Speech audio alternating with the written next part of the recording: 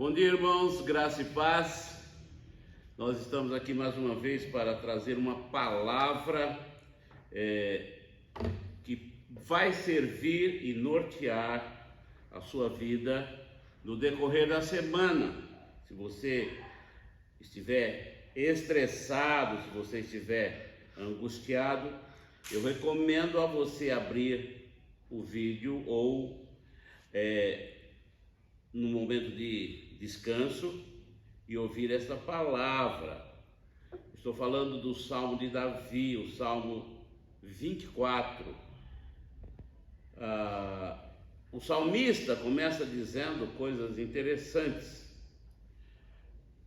para que a gente entenda e compreenda plenamente a soberania desse Deus, a amplitude desse Deus.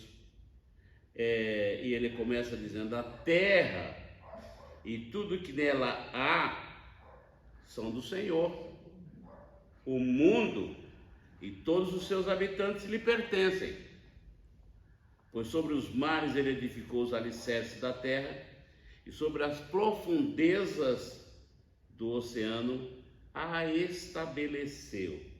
Então Davi está dizendo: o Senhor controla todas as coisas, o Senhor administra todas as coisas, o Senhor é soberano e o Senhor criou tudo isto, e tudo isso está nas suas mãos. E ele faz uma pergunta, o salmista, depois de ver tudo isto e expressar esta palavra, ele diz: quem pode subir ao monte do Senhor?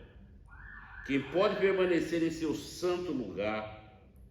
Aí o próprio salmista responde e diz assim: somente os que têm as mãos puras e o coração limpo, que não se entregam aos ídolos e não juram ou juram em falsos, ou em falso.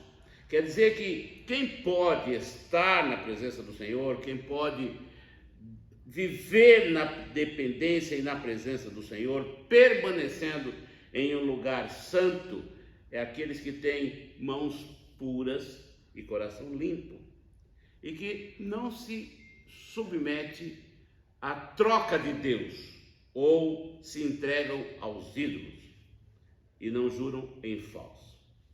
E aí o salmista continua dizendo o seguinte: quem faz isso, quem vive nessa dependência, ele vai dizer exatamente o seguinte: eles receberão a bênção do Senhor e a justiça de Deus, ou a justiça do Deus de sua salvação.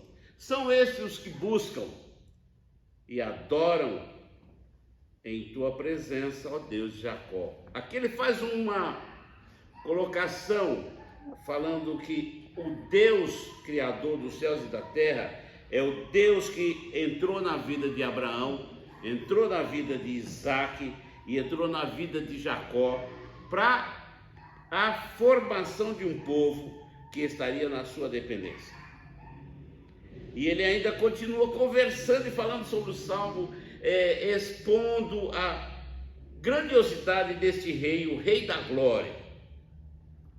E nos versículos de 7 a 10, ele diz assim: abra os portões da cidade. Há uma repetição aqui: abram-se antigos portais para que entre o Rei da Glória. Quem é o Rei da Glória? O Senhor, forte e poderoso, o Senhor invencível nas batalhas, o Criador dos céus e da terra, o Criador de todas as coisas, o Criador dos mares, o Criador que edificou esse universo e colocou os alicerces da própria terra nas profundezas do oceano. Esse Deus. E o salmista continua glorificando e dizendo, ele repete isso aí: abram-se os portões da cidade, abram-se os antigos portais, para que entre o Rei da Glória. Quem é o Rei da Glória? O Senhor dos Exércitos. Ele é o Rei da Glória. Então vocês vejam que o salmista canta Deus, glorifica Deus, bendiz Deus, apresenta Deus de uma forma imensurável, onde ele diz: esse é o Rei da Glória que cria todas as coisas, que tudo está debaixo dos seus pés e está sob a sua direção. Esse é o Rei da Glória que coloca diante dele pessoas que são tementes a ele, que podem estar na sua presença e que têm mãos limpas e não se submete a falsos deuses. Esses vão receber do Senhor a salvação. Esses são aqueles que buscam o Deus que chamou Jacó, chamou Isaac, chamou Abraão, invertendo a posição, e fez-se uma promessa de criar uma nação, e essa nação existe, e essa nação é o povo de Deus, e essa nação são aqueles que o temem. E ele ainda canta e glorifica ao Senhor: abram os portões, façam todas as coisas, abram os antigos portais, porque vai entrar o Rei da Glória. Quem é o Rei da Glória?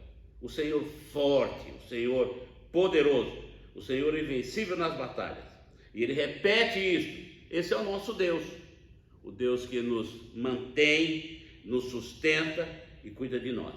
Este é o Deus que nós servimos. Que a nossa igreja entenda isso plenamente e busquem a presença deste Deus e se envolva com esse Deus, porque ele é o Rei da Glória. Que Deus nos abençoe.